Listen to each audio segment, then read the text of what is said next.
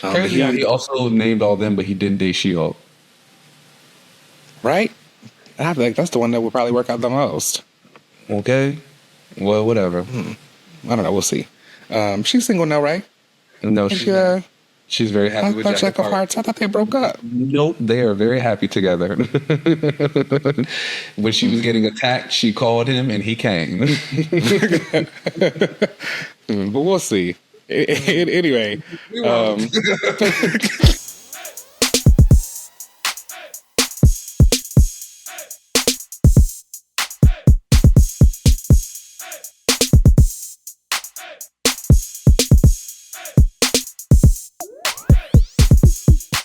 All right, y'all. Welcome back to another episode of Another Relaunch. I am Bishop. Oh, okay. I'm Allura. Ooh. DC character, magician, now currently a budding beast. We'll talk about that later. Okay. I feel like I've heard that name before. When I was talking about Zatanna, the last one. What's going on? How are you?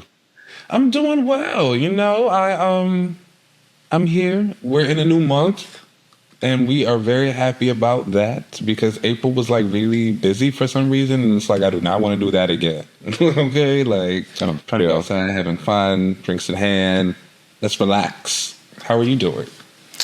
I am good. You know, like you said, enter a new month, and this is going to be my like strict diet exercise month, but tonight is relax. I'm real focused. We start a new month. What is your strict diet? Just like I eat like trash. Okay. But I do love a good salad, so I'm going to start just like incorporating more salads. Yeah, you know, eating healthier, eating better. But because tonight is going to be my last your meal. Yeah, but I'm going to go get some tacos. I'm going to stop and go and get some tacos. Wait, that means you're not going to do Taco Tuesday on Cinco de Mayo? I'm not. No, I might get a taco salad. AB. Okay. Well, you let me know how the salad journey goes. You know, I kind of did that once before, and like, you can eat other things other than salads. Yes, I was like, I was being extra. I'm definitely going to be eating other things, but like, the point of that was that starting this month, I'm going to be changing my diet and exercise around. But tonight will be the last night I'm going to be for tacos. Okay, yeah. Well, we love that for you. Treat yourself. Latino. All day, I do love that. You know, I want about treating yourself. I actually just had Chipotle earlier today. It was delicious. You know, they brought the honey Chipotle chicken back. I did not. Yes, I did. Although the guy was trying to skimp me, he like pulled it out and it was like half a little spoonful. I was like, "Sir, can you give me a full scoop of chicken, please?" He was like, "Well, you know how they are sometimes." I was like, "Who's that? Who's that?" Like, what are you talking about? Give me some chicken. I remember. I hate when they have to like scoop the chicken and then like switch the spoon. I'm like, whoa, that's like, come on, just leave it on there. You can't do that. So, but he put it back, so it was fine, and I got that. It was delicious. Oh, that's right. I love a good Chipotle. All right, so let's go ahead and get into these updates of the week. Not too much going on, but some things I wanted to talk about. First up, James Gunn has recently said that he is not writing or directing the Authority movie, and that the Authority movie doesn't really fit into the kind of DCU that they're building right now. Now, the reason I want to bring that up is because y'all know, like, top 3 fave for me at DC is Apollo. So I was really excited to see this, like, Authority movie come to. Yeah. Green Lantern, Static, Apollo. Oh, wow. I didn't know he was that high. I mean, I guess I don't know who else I would have thought would have been 3 for you. Starfire, probably. Oh, yeah. That makes sense. Okay. We'll go ahead and continue. Sorry. But yeah, I was excited because the Authority Apollo, I thought he was going to be coming to live action, which I thought would have been cool. His powers aren't that expensive, and it was going to be a movie. This does, in my opinion, make me... You think so? I mean, it's like the light and stuff. If you want him to do things like, yes, you got the strength and the speed. I feel like those are probably easy enough. But like, right. I feel like if you really want to get the effect of his powers, you need the light. And like, no shade, but like they can make light look cheap. That's true. We've seen it. Yes, that is true. Yeah, People want to go all out. he should be moving like Captain Marvel, probably in live action. So like that could probably get to be expensive if you got a whole team of people doing that. But anyway, I thought that it was going to be a pretty solid thing. I was excited for this to be brought into live action. I do like the Authority.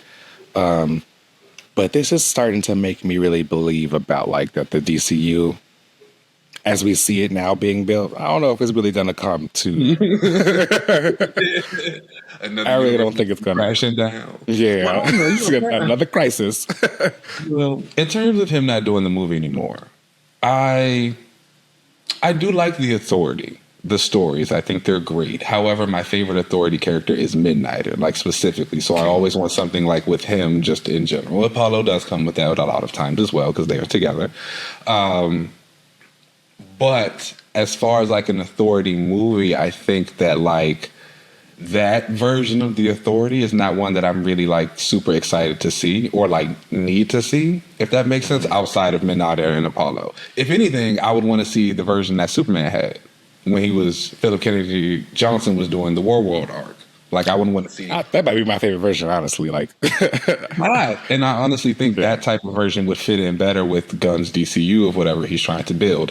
That being said, I do agree that, again, the DCU has always been shaky with the new merger that's coming in the future.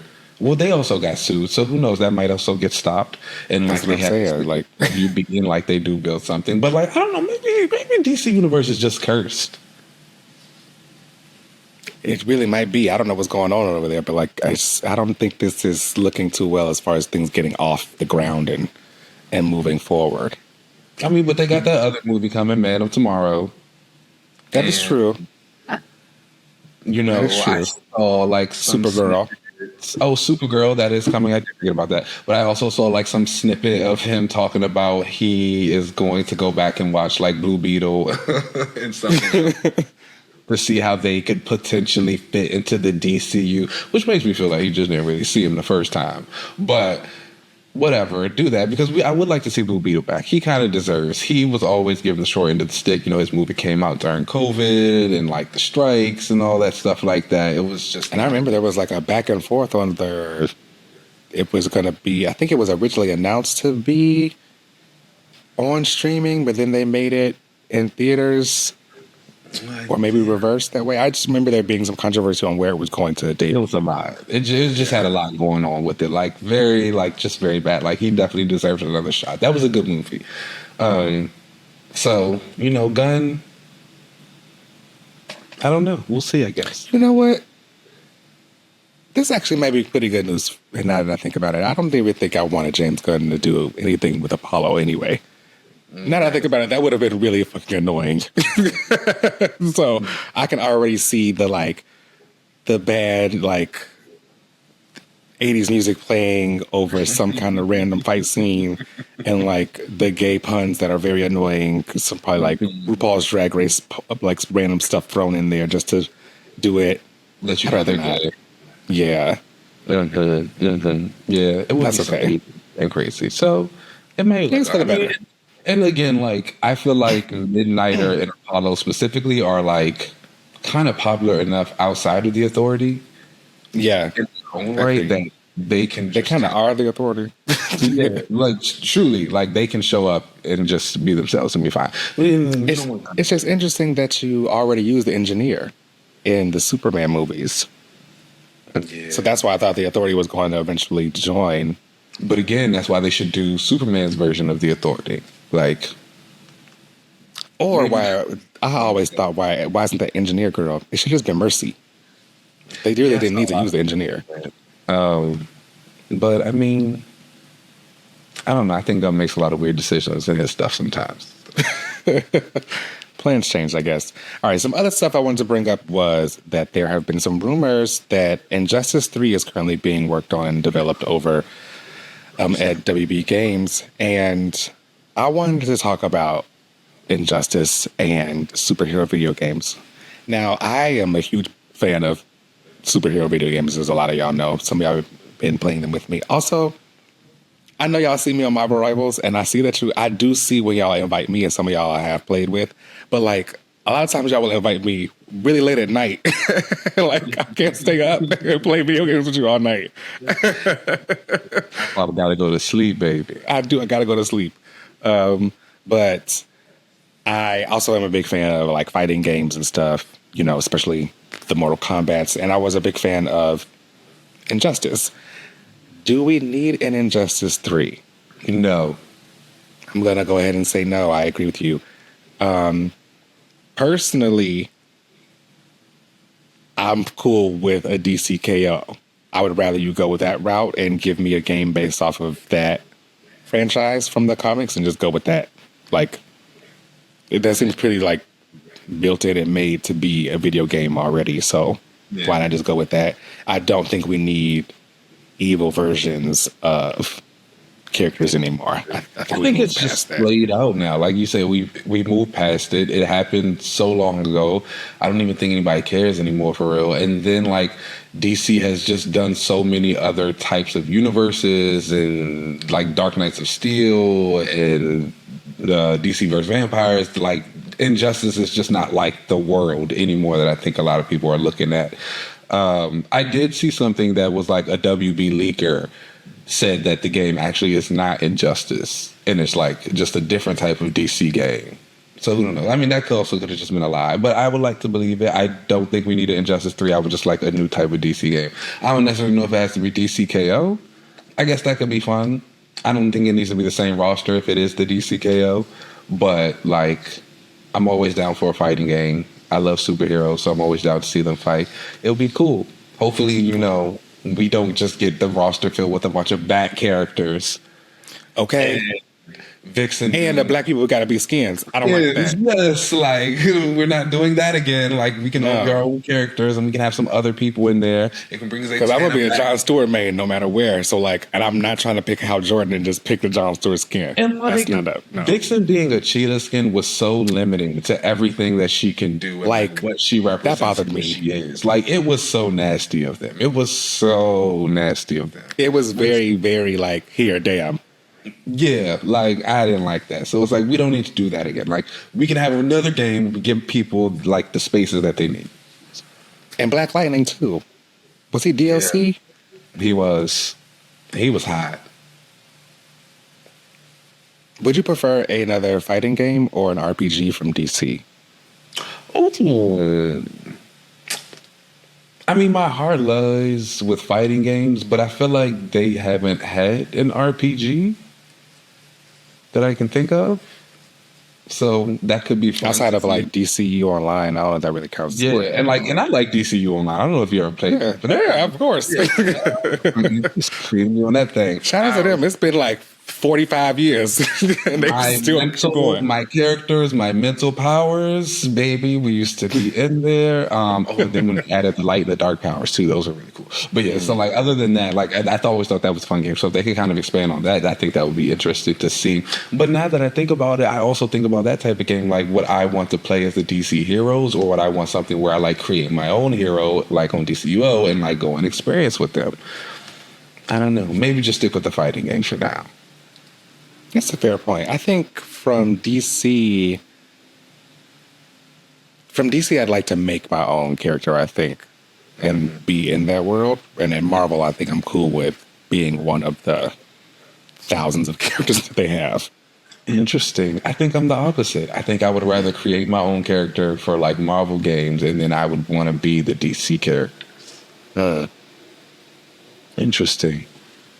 We'll see though. Whatever they do. Yeah. Be there. Maybe. I'll be there. This is Injustice. No, I'd probably actually still be there even if it is Injustice 3. Begrudgingly, but I had a new fighting game. I feel like Injustice. When did Injustice 2 come out? Like a long time ago. And then if you do give me Injustice 2 was in 2017. January of 2017. Oh my gosh. It's about 10 years. And then if you do give an Injustice 3, but like you don't have the mirror, keep it. Oh. That's where we draw the line? Absolutely. Oh, okay.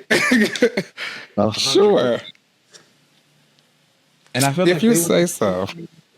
they were using some other game where they were like testing her. I can't remember right now, but when I remember Mira? that, the Queen of Water, yes. The Queen of the Seven Seas, absolutely. Queen of Atlantis, yes.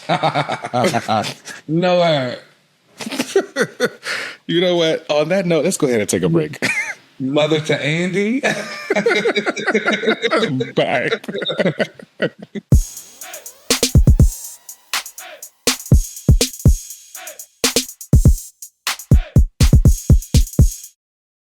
All right, all right, all right. Welcome back, everybody, to another week of fantastic comics. Now, well, it was an okay week. Actually, no, it was up and down. I have also decided I'm not calling them hot shots anymore because they're not always hot. I'm just going to call them quick shots. How about that? Ooh, I like that. Okay. That's a little bit better, right? Because Okay, come on, rebrand it. That's true. Everybody ain't hot. everybody ain't hot. It's okay to say. Which, speaking of, Deadly Hands of Kunlun #3 came out from Yefan Jiang and Paco Medino and art, and this is one of the ones that's not so hot. I was really excited for this. You know, I love Lin. This is like your This is his thing. First of all, your like thing. it is just one of those stories that is kind of just doing anything. And then like a lot of these characters that are here, Electro, White Tiger, White Fox, even like Pi, the young Iron Fist girl, they're all very unnecessary. Like White Tiger and Electro really just standing around inside. Karnak and Arrow show up to just kind of like pose and then do nothing. The thing, Lindley, his arm gets cut off this issue. I say that so casually because it was spoiled in the solicitation like 2 months ago when they were letting us know what's coming in future issues. They had already showed us like a cover with his arms cut off. And so I'm assuming something's going to happen with the power of his sword and like it'll be like some type of energy arm, new Iron Fist, blah, blah, blah, blah, blah. I'm not really enjoying it. The art is kind of mediocre as well. I think I'm just like, he lost an arm. We'll see where it goes from here. I would give it a 2 out of 5. Wiccan's Witch's Road #5 also came out. Now this, Final issue, right? this was the final issue, and this was, now we had talked about this earlier, that he hadn't been using his powers this entire time. And I was like still enjoying it very much. He finally did get his powers back this issue. Now, I will be the first to say, I do feel like this issue kind of wrapped everything up a little like conveniently and easy. Like just the way Morgan tended to help the team, the way he defeated the Baba Yaga, the way Storm and Wanda and like Kate Bishop all kind of came in to help Speed. Like it was all just like, yes, okay, we're at the end. This is how we wrap the story up. He gets his powers back. He finds out he can do whatever he can do, and we move on. I will say like that was kind of a downer. However, I think the series as a whole did a really good job for Wiccan. I feel like the goal was to move him forward. Like he had been stuck, in my opinion, as Wiccan, the Young Avenger, for a very long time. Then he kind of just became Wiccan, the space husband to Hulkling for a little bit. And even though he would still get his stories and his stuff, it was still always revolving around that. This is the first one that I feel like took that away. It really kind of cemented himself as the demiurge. What he's supposed to do gave him his own goal. He ends up like taking the Baba Yaga's house at the end. He's like, all right, Teddy, now we got to do something about like your throne.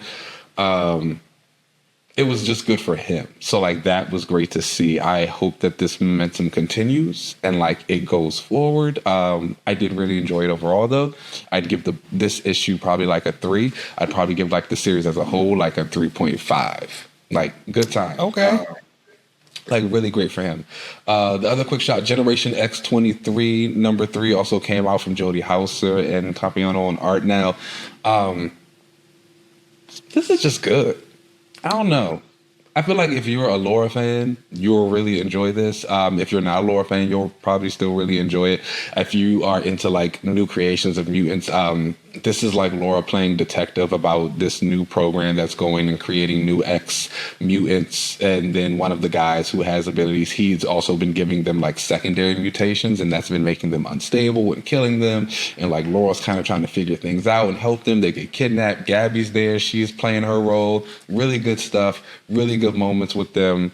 And I think it's just an enjoyable book. I definitely give this issue another 3 out of 5. Solid. I'm curious to see how long this one's going to last. I think I saw a solicitation for like up to issue 6. So I assume we might go to 10 for this. You know, that's sometimes Marvel's thing, but I wouldn't be surprised like if the fans keep coming in for it and it goes past that, because I do think it's that good. Wow. Okay. And Laura? I like Laura. She's cool. And this is really great for her. Again, like, and I've said it before, I think a lot of writers tend to kind of put her in the bubble, just writing her like a female Logan. And this series does a really good job of reminding you that, like, that's not who she is. Like, she is Laura. Wolverine for a reason. Okay, and those were our quick shots. Let's go ahead and get to our big books of the week. We're going to start with yours, Wonder Man #2. Tell us all about Simon, and Hellcat, who's also there.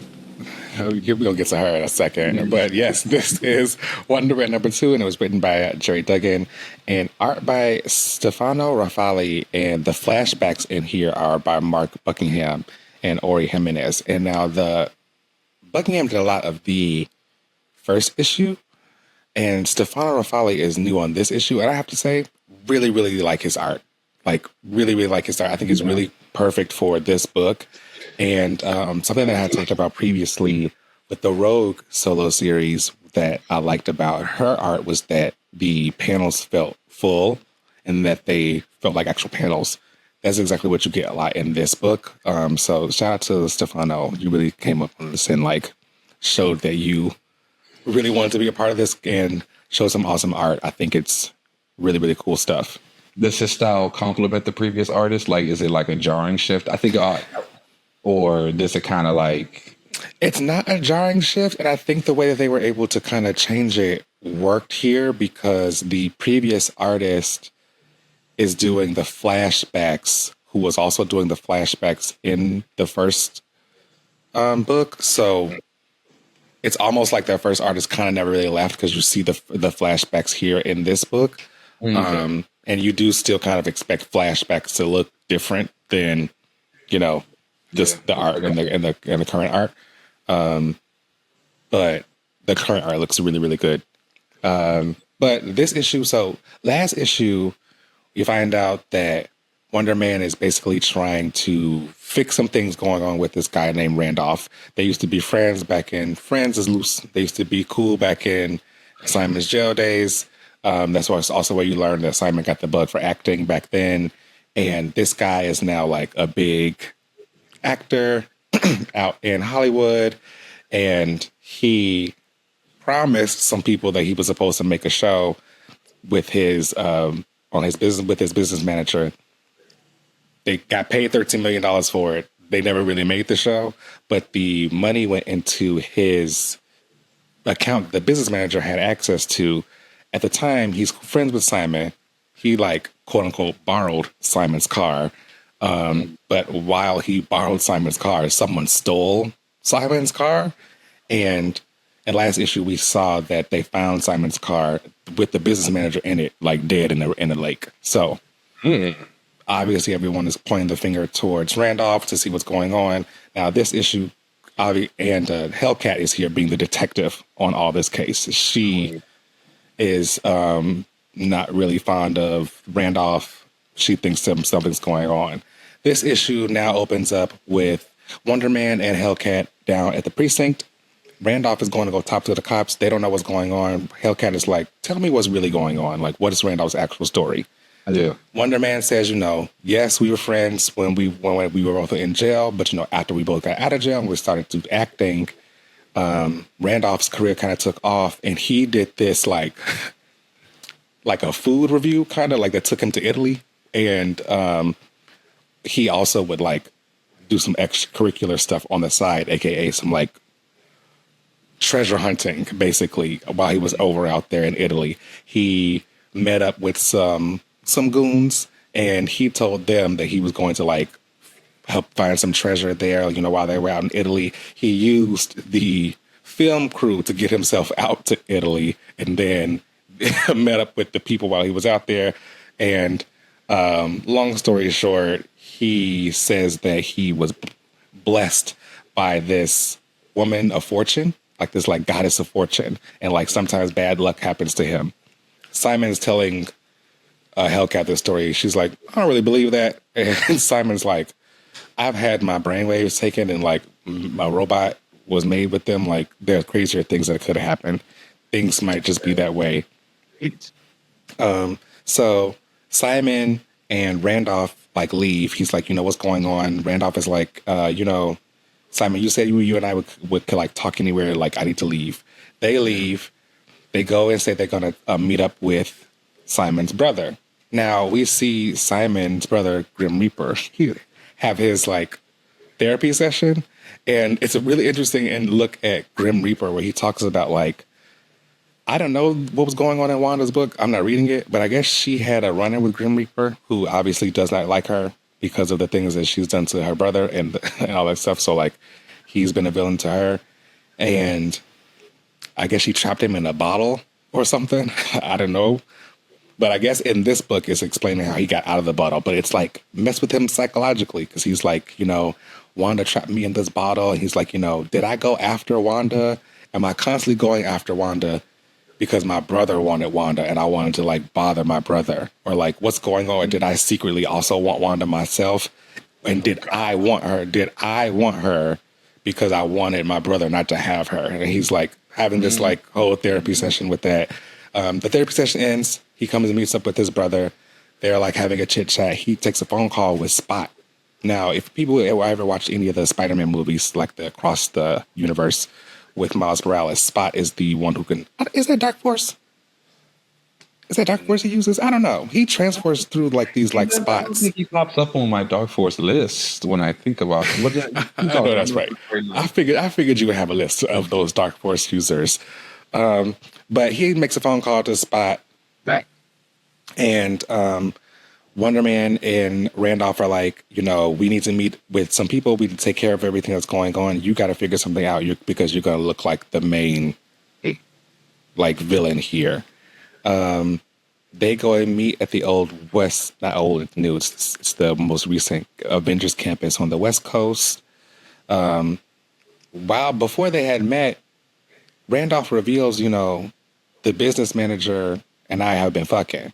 And Simon is like, what? What do you mean y'all have been having sex? He was like, yeah, I don't think she took off with the money because we were supposed to be together. And he's like, what? What are you doing? So they have this meeting.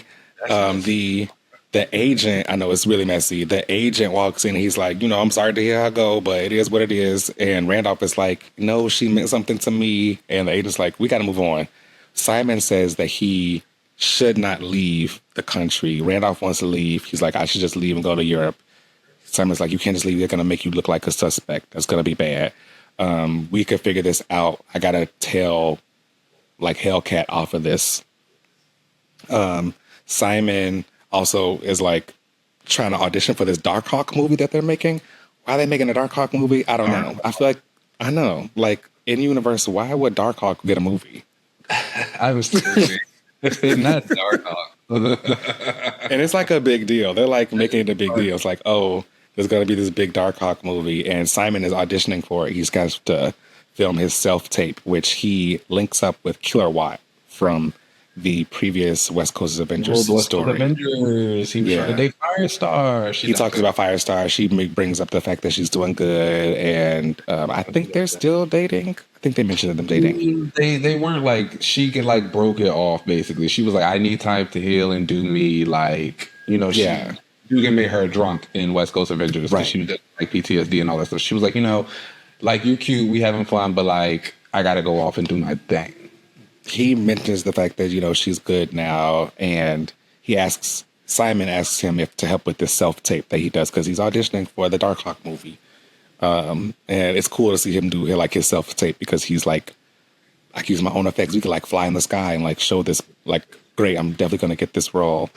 Later on, he gets a text from Hellcat and she's like, I need you. He shows up with flowers and she's like, did you think this was a date? And he's like, oh, no, I didn't think so. He's like, actually, I did.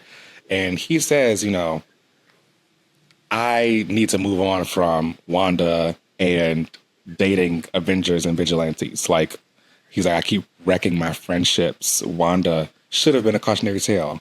So should have Jan and Carol and Natasha. Now, he brings those names up, and I don't remember him ever dating Jan. I was gonna say he dated. Did he date Natasha? I don't think so either. Like, So, I don't know. When I saw that, I was like, maybe he's just trying to say that like they all flirted with Simon. but maybe I mean, well, no, things be happening off panel. I do feel like a lot of writers these days have kind of been trying to add retroactive history into a lot of characters and like either strengthen relationships that we had seen little of before, or just like add new dynamics to like characters who have always been around each other but never spoken. So that could just be what that is. Maybe like they dated, like they went on 2 dates, but we just don't know because we just didn't see it. Yeah, That's true. Well, either way, I guess he dated all the female Avengers. So, and then it worked with none of them. crazy how he also named all them, but he didn't date She-Hulk. Right? And I feel like that's the one that would probably work out the most. Okay, well, whatever. I don't know. We'll see. She's single now, right? No, she's very happy with Jack of Hearts. I thought they broke up. Nope, they are very happy together. When she was getting attacked, she called him and he came. But we'll see. Anyway,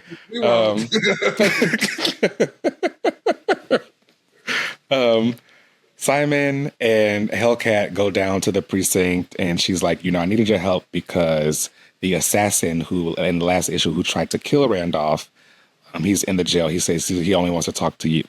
Now, they show up to the jail cell. Simon wants to talk to him. Spot shows up, snap the guy's neck. And the Simon, like, breaks down the wall and tries to get Spot, but obviously, like, that doesn't work because Spot's using his, like, teleportation stuff to get around everybody. He does. Hellcat gets in the way, of course, use her whip, and the whip goes through one of the circles, and it ends up like coming out and hitting Simon in the junk.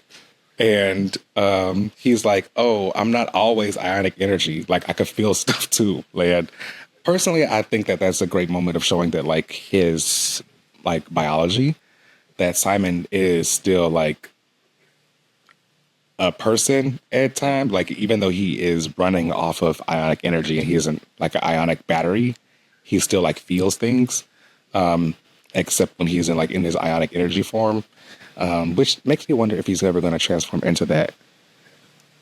I don't know. This is what, issue 2? This is only issue 2. Yeah. But the Spot gets away, and Simon is going to go after the Spot. Actually, he's going to go after Randolph because he knows that Randolph is probably next. That's where the issue ends, with Simon flying off to go to meet up with Randolph, hopefully before he gets killed. Now, I personally really, really like this issue. Like I said, the art was fantastic. I think that it really fits Simon's like character and everything that we're doing here. This personally feels like a great mini so far to like reestablish Simon as a character. What I do hope, though, is that either he joins the Avengers or that the like superhero parts of him are amped up, because the mystery of this is great, and the Hollywood of it all, and learning all about like the LA stuff that they add to this and all the West Coast everything about it is great. And like I said, Simon's character and seeing more of him is fantastic. But I do hope that we don't miss out on him being a big ionic battery superhero. We do see him fly and maybe punch some things, but like, I hope he gets to actually do some powers. Right. Yeah. You mentioning him talking about like the Avengers women he dated, and like you just mentioning like seeing other Avengers around, has made me realize, who do you consider the Avengers he's close to? Like, who would you like to see pop up and like help him? If, or like in something in the future, if they pop, like, who are the people? Obviously Beast, you don't have to say him. Right. Like, right. Who are he doesn't really have too many, because a lot of the times that he was dead, or a lot of times he was on the West Coast. I guess Moon Knight is the one, probably. They did a lot of stuff together while they were on the West Coast Avengers. I would like to see them maybe team up together. And while he was on, okay, maybe not. While he was on Mighty Avengers, he did some stuff with the Sentry, and I think that would be cool to see the two of them together. he's worked with Falcon before while he was Falcon, but not while he was Captain America. So I think that would be cool for him to like deal with that. They've never brought up the fact that like he knew Steve as Captain America, but he hasn't worked with Sam as Captain America. Yeah, that'd be cool. There's a lot of relationships he needs to have reestablished and actually like built on. So I can't really answer that because he doesn't really have any. I could see something that's strong. I think those are like just because of that West Coast connection. I think Simon being like an actor, Mark having like a history working in production, actually living in LA. You know, it's so funny because there were so many aspects about that Bendis run that I really think worked for Mark. Like, but it was just like I've seen so many Moon Knight fans say they hate that run. They like it's just terrible.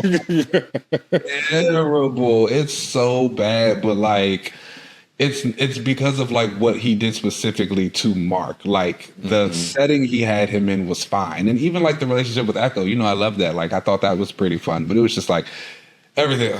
And anyways, we're just saying about him. But yes, I could see like Mark and Wonder Man like getting together for something. I think that would be a lot of fun. And it will also be interesting to see, like, how does he view Mark? Like, does he see him as one of the people that he's, like, scared of because he thinks he's crazy or, like, he's dangerous? You know, what's that like now? So, yeah. Well, that's interesting because, again, like you said, I like to see what it is now. Because when they were on the West Coast Avengers, they were fine. There were moments where Simon just thought he was cool. Like, he was like, oh, one's like, yeah. He's just like he's a cool guy. There was some tension in the beginning because of Tigra. Yeah. Because actually, he can come and take Tigra back. No, thank you. Please. Yeah. There was early tension in the beginning because Simon and Tigra flirted a lot with Simon. But then she started dating everybody. Then she started dating Moon Knight. But then like when Simon came around, she like kissed Simon in front of Moon Knight or something. But, like, I feel like open mouth kisses was, like, common or something back in the 70s. I don't know. But either way, like... The people were always kissing, but with Tigra, it was something else. Yeah, and Moon Knight was like, hey, back up. That's my girl. And Simon was like, you're right. I will make sure. What would you rate this issue? I give this issue a 3 out of 5. Honestly, I'm really enjoying where the mystery is going here. Even with Hellcat, like... Cool. Even with Hellcat and even with this suit where they've added this green to it, I personally wish they've gone back to the black. But even with those two things, I still enjoy it. Probably not. Probably not. If they did, I could see them doing something maybe closer to the MCU, which is just the same thing, but just more like detailed. Yeah, Let's hope they don't. Hellcat, I think, is in a different suit now. She's like, I got a jacket. Everybody always get a jacket whenever they want something different. Is the jacket new? Well, I mean, she doesn't normally have jackets. She's just wearing like the yellow unitard outfit, but also she's got a jacket in this one now. I'm whatever. Okay. Our next book is one that I would like to talk about today. Something very exciting is Zatanna #1. A brand new #1 written and drawn by Jamal Campbell. This is a continuation of the most, well, I guess not a continuation. Well, yeah, it's a continuation of the most recent miniseries that he did. And it's also a part of DC's new All In initiative, which has kind of been hitting. I think every book I read has been really, really good so far. I just wish they had some black people. Yeah. But, well, this is the black writer and artist, so shout out to that. We're getting somewhere. That's right. And I will say also, even before I talk about the issue, I have seen like a few creators like Scott Snyder, Joshua Williamson, and one other writer whose name I can't remember right now, but they were like all online shouting out Campbell and shouting out the book. And like, that's really cool to see. I feel like you don't really see a lot of like camaraderie between the writers anymore unless they're explicitly like working on a book together. And I feel like Jamal Campbell is somebody who we have like seen behind the scenes or just like growing for a really long time. Like I remember seeing his art on Tumblr. And, oh my God. I was there from the beginning. I was there with like Jamal Campbell back when he was posting on DeviantArt and like just wanting to get his stuff out there. I was always a fan of like constantly tagging Marvel and stuff. I remember he did this Teen Titans like cover for all his characters.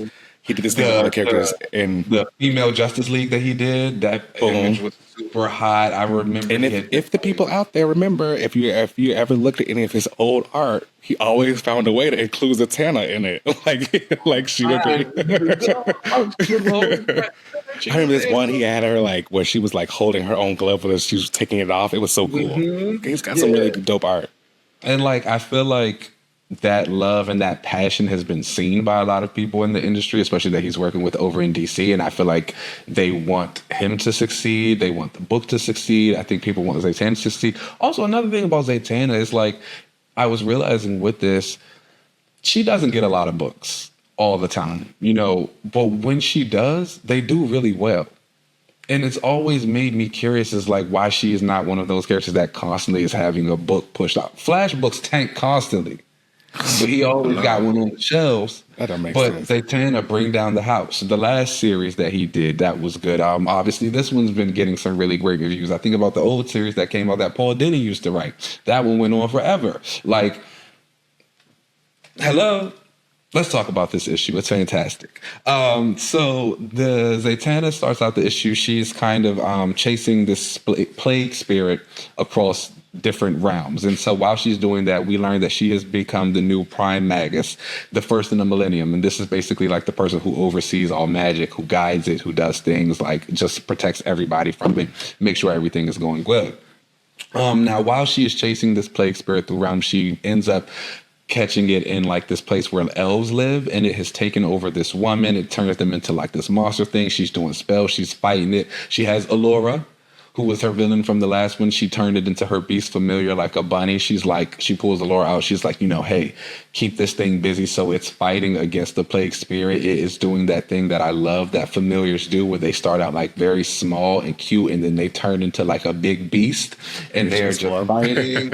Like, oh my gosh. And then it's a bunny. You know, I love a bunny familiar. I like the city.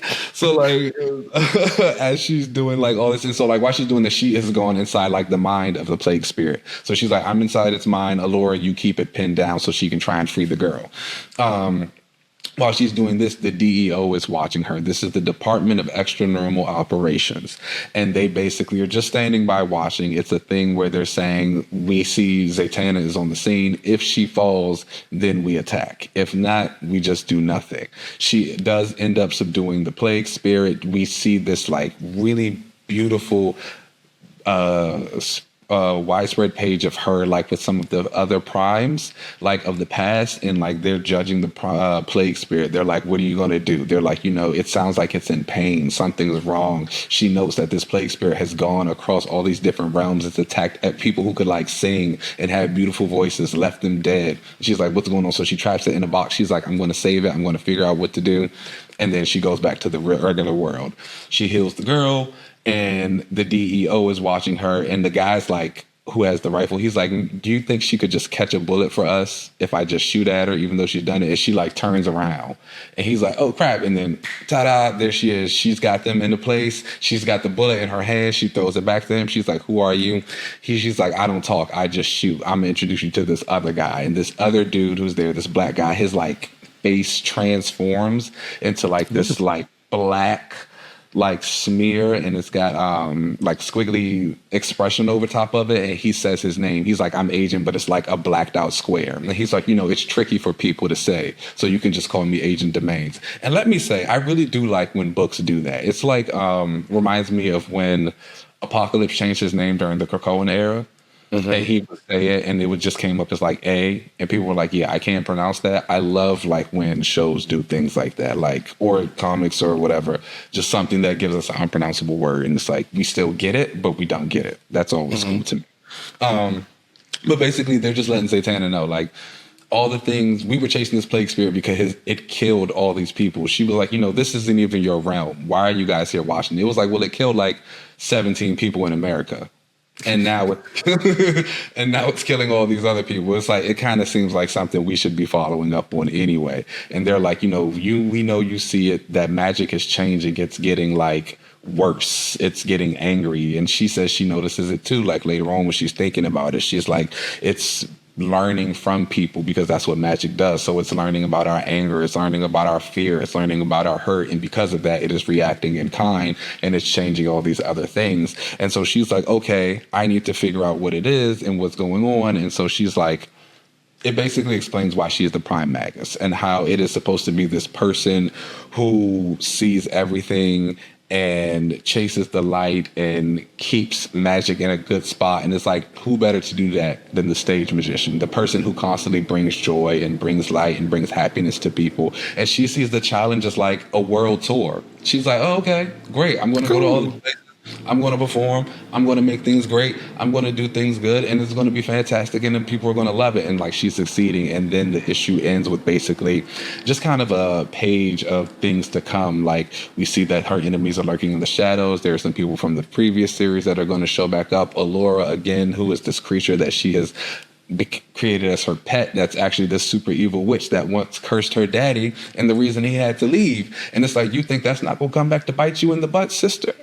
Oh, like, you're in. I know we're supposed to keep our enemies close, but all in all, just like a fantastic issue. I would like definitely give this a solid 5 out of 5. It is great art. It's great characterization. It's great writing. Like, the voice is great. The narration of the story, the way it flows, the way the elements are introduced, like the excitement of the things to come. You can feel the passion of Jamal in the way that he writes Zatanna and the way that the book comes across. Like I said, it feels like a lot of people are rooting for it. I'm rooting for it. I would like for this to go on for a very long time and for him to keep writing for a very long time. Just good stuff. And again, like I said, Zatanna is a book that a character that a lot of people like. And when she has stuff, they show up for her. So like, I'm hopeful that everyone continues to do that and like talk about it. And DC, see what you've got with your prime magus. The doll is loved, the doll is respected, and the doll sells. Numbers don't lie. You got a Trinity member who don't even do what she do. And you got a Trinity member who got an absolute book that really popped off when she showed up. Ooh, clock it. Wow. And that's it wasn't good before, because it was good. People were talking about it. But let's not forget. Plus, when somebody else came in. Like, so, yeah. She got the Those juice. are our books of the week. Enjoy them. Let us know what you guys think. Tell us what you read. If we weren't reading something that you are and you think we should be, I'm always open for a new book. I'm actually redoing my pull list for the summer right now, so any suggestions would be super helpful. Yeah. I'm adding a bunch of books this summer. It's time. Bishop's coming in June. Make sure you pre-order that. Period.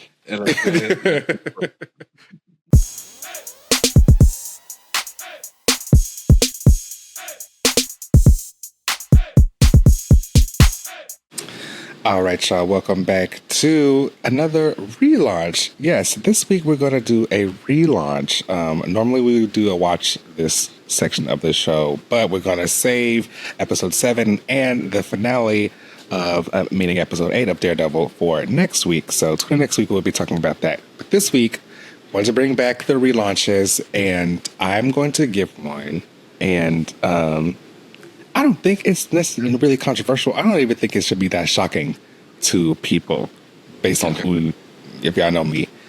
My relaunch is going to go to Frenzy. Now, the way that our relaunch Frenzy, people know that, like, y'all know I love a tank. And Frenzy is a character I've always thought was really cool. The way that I would relaunch her is I would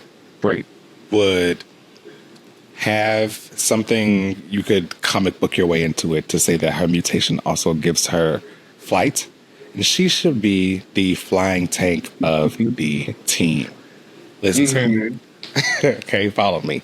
Okay. One thing people like to say is that they really want Rogue to be able to use her absorption powers. She'd be able to use them if Frenzy was there being the flying tank of the team. Now, when I talk about tank, I mean a tank. Not just bulletproof. Like, Frenzy is pretty powerful. She is, I think, the only thing that has ever been shown to harm her, I mean, her invulnerability is up there is adamantium. So like she's pretty invulnerable. And when it comes to her strength, they, again, because she hasn't really been used too much, you can only really go off the things that she has fought against. They haven't really like tested her strength the way they have for Colossus or Wonder Man or anything like that. But you know, she keeps up. Strong. She keeps up with She-Hulk. She's around that strength level. I think that if you gave Frenzy flight and gave her this kind of, I know, Keenan, I know you don't really like Invincible too much, but she should be moving like Invincible on the team. She should be able to fly around, punch, and she's that strong. Can we use a different Viltrumite? Yeah, she should be moving like a Viltrumite. It's Granny with the blade braid. with the blade braid. Sure. Yeah. You can rock with her. And I think, in addition to her being that for the X-Men, I think that would also give something for her if you were to kind of retcon it in a way for her during her Acolytes era. Because the Acolytes, again, don't have like a flying tank. They've got a few tanks, but nobody can really fly. Mm-hmm. Also, y'all know I love that flying tank. There are literally no black female flying tanks. And I mean a tank. Not like, you know, they could fly and throw a punch. I'm talking about like... I'm talking about... Well, I was trying to say her name. What I'm trying to say is I mean a legitimate tank. Like, you know, you tossing elephants in the air and tanks and stuff like it's nothing to you. It's that type of strength level. There are no black women that are in that class. I do think it's interesting that you would like her to like replace Rogue as the flying tank, because I think about when Wood did that X-Men run that had all the women on the team and it had Rogue and Kitty in it first. When Rogue was leaving, I think she was going back to join the Avengers. That was during her Uncanny Avengers era. Yeah. She went back to join the Avengers and Kitty left. Frenzy was actually supposed to be the character to come in and replace Rogue. And when you perfect time to give her a flag. If you go onto Marvel Unlimited right now, if you go and look up that issue, I want to say it's like issue 6 or 7, maybe 8, like somewhere in between that. And that's definitely before 10. It still has her name in the solicitation that like, oh, Frenzy comes and joins the team. However, what happened was at that same time, the X Factor book was ending and Monet became available. And so the writer decided at the last minute to switch her over. Probably because maybe she could fly. Because she could fly, see? Which I think that would open up a lot more doors for Frenzy. I think having that extra ability of flight would give her, no pun intended, a leg up and some room to really grow. And I think that, again, like I said, they don't have any, like, black women in that black field, and I would love for there to be one, at least one, and I think why not just give it to Frenzy? Let her fly. She could already do it. As the flying brick of the team, is there any like particular person who you would want her to be on their X-Men team? What do you mean, like with her? Like whose team is she on? Like is she Cyclops' flying brick? If Rogue isn't the flying brick anymore, is she calling Frenzy in to do that for her? Is she on a Storm team? You know, it's less about who team she belongs to and more about her just being available as an option. And Rogue can still fly and punch and stuff. I wouldn't necessarily take that from her. She would just have to do it less because Frenzy would be there to be able to do it. You know, if she wants to go and absorb some stuff, let her go and do it. But Frenzy's there to punch and all that kind of stuff. I do think whose team she's on would be important because, you know, like... I really wanted her on that Krakoa X-Men team when Lorna won the vote.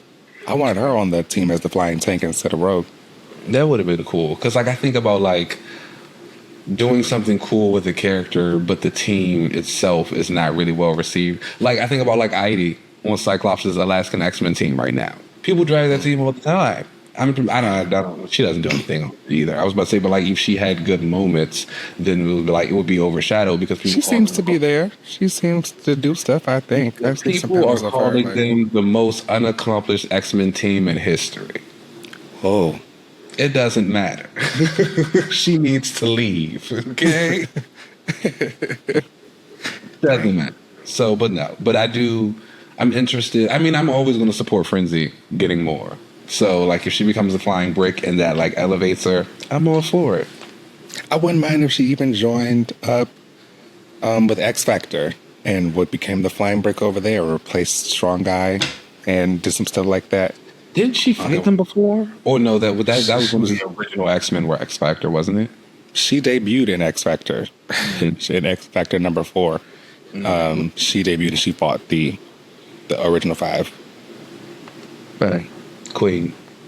I love Frenzy. She originally, started off as a follower of Apocalypse with the Alliance of Evil, and then that moved over to Magneto, and she became like his right hand. That changed over to Exodus, and she was cool with him because Exodus was like the mouthpiece basically for Magneto. Then we see her kind of change over from no longer being a follower to wanting to be an X-Man, and I think that if you let her fly, she would be that X-Man. That's all that's missing. She's had a really fantastic journey as an X-Man too. Like we really saw like her struggling with the transition of like being on the team and like having to do things their way, kind of like shedding that villain persona, like to being one of like the great standards of mutants. I think about when IVX was going on and the Human Far Cloud was going around. She was going around protecting people, rescuing them, fighting against the Inhumans, fighting against Crystal, telling her about herself. That was a great feud. They also need to bring that back. Like, shout out to Queen. She's the queen. And then she got stuck in that X Factor book, which wasn't that great. But even in that, she was like... She was the one that brought it all down. I know, it obviously not too many people read it. That's why I got canceled. But in that X Factor book, they were obviously going up against the government, and some things was going down. They needed some help. Frenzy was the one who called Lorna in to be like, Lorna, girl, come help us. Handled it. I support it. I think I'll support the flying for now. I might change my mind, I'm not gonna lie. But for now, I'll support it. Just think about it. You see the vision. Think about her moving like a Viltrumite on that team. Like, she needs to be up there, like, doing that. I gotta think about Blade Braid. I have to remember Think about it. And I also think that maybe you could say that's what her mutation is. Like, it's kind of like that Viltrumite mutation where they, like... That's where it's supposed to be still hard. It's supposed to be like... Right. So that could be a thing. You already there. I'm not walking yet, but I see it. Okay, maybe we can get you moving. All right. Well, that brings us to the end of the show. Let me know what y'all think about Frenzy. I think it's a great idea. That brings us to the end of the show. Please make sure you guys rate and subscribe us wherever you get your podcasts. Oh, if you can leave us any kind of comments or ratings, we could definitely really appreciate those. If it's like a 5-star, maybe we'll read it out loud on the show.